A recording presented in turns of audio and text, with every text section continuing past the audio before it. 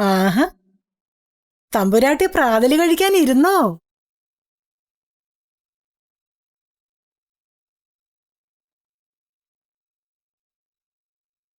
എഴുന്നേക്കടേ.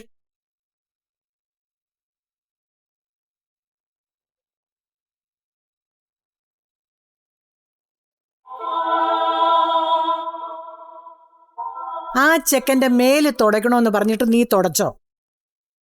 അടുക്കളയുടെ സ്ലാബും സിങ്കും കഴുകണോന്ന് പറഞ്ഞിട്ട് കഴുകിയോ? അവര് കഴിച്ചിട്ട് പോയ എച്ചിപ്പാത്രങ്ങൾ മുഴുവൻ കഴുകാൻ കിടക്കുന്നു.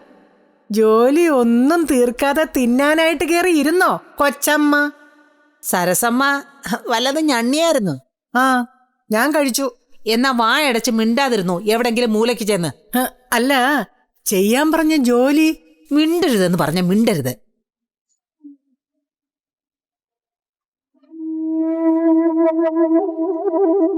അതെന്താ എനിക്ക് മിണ്ടിക്കൂടെ?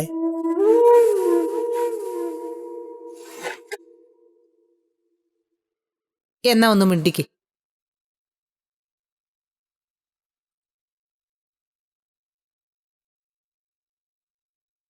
സരസമ്മയുടെ മോടെ ചെകിട്ടത്ത് പൊട്ടിക്കാൻ എനിക്കൊരു മടിയില്ല. പിന്നെ സരസമ്മ, നിങ്ങളുടെ രാജകൽപ്പനയും കോടതി ഉത്തരവും ഒക്കെ അങ്ങ് കരുനാഗപ്പള്ളി ചെന്ന് ചന്ദ്രന്റെയും കെട്ടിയോളുടെയും അടുത്ത് നടപ്പാക്കിയാൽ മതി. ഇവിടെ വേണ്ട. ഇതേ എന്റെ മകന്റെ വീടാ. പ്രീതരെടുത്ത് ചെലവാകത്തില്ലല്ലേ? അതുകൊണ്ടാണല്ലോ സോക്കേട് കുടുംബം ഇങ്ങോട്ട് ഓടി വരുന്നേ. ഈ പാവം കൊച്ചിന്റെ മേത്ത് കുതിര കയറാൻ.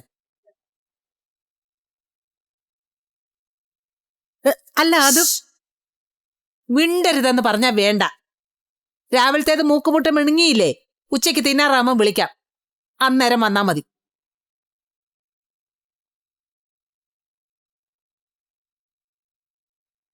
നീ അവിടെ ഇരുന്ന് കഴിക്കുവച്ചേ. ഇരി. ഒരജമാനത്തി വന്നിരിക്കുന്നു കരുനാഗപ്പള്ളി നിന്ന് ഭരിക്കാൻ.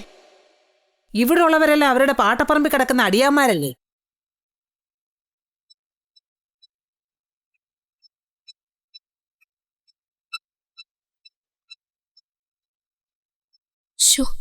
അത്രയൊന്നും പറയണ്ടായിരുന്നു. ഉരുളയ്ക്ക് ഉപ്പേരി പോലെ കൊടുക്കണ്ടേടി. കൊടുക്കേണ്ടത് കൊടുക്കേണ്ട സമയത്ത് കൊടുത്തില്ലെങ്കിൽ നമ്മുടെ നെഞ്ചത്തോട്ട് കയറിയിരിക്കും. ഇതൊക്കെ മനസാക്ഷിയില്ലാത്ത വകയാ. ചത്ത അസ്ഥി കുശുത്താലും ശരി, ആ അസ്ഥിയെന്ന് ഒരു കൂണ് പോലും മുളയ്ക്കില്ല. അത്ര വിഷവാ. നീ കഴിക്കുവച്ചേ.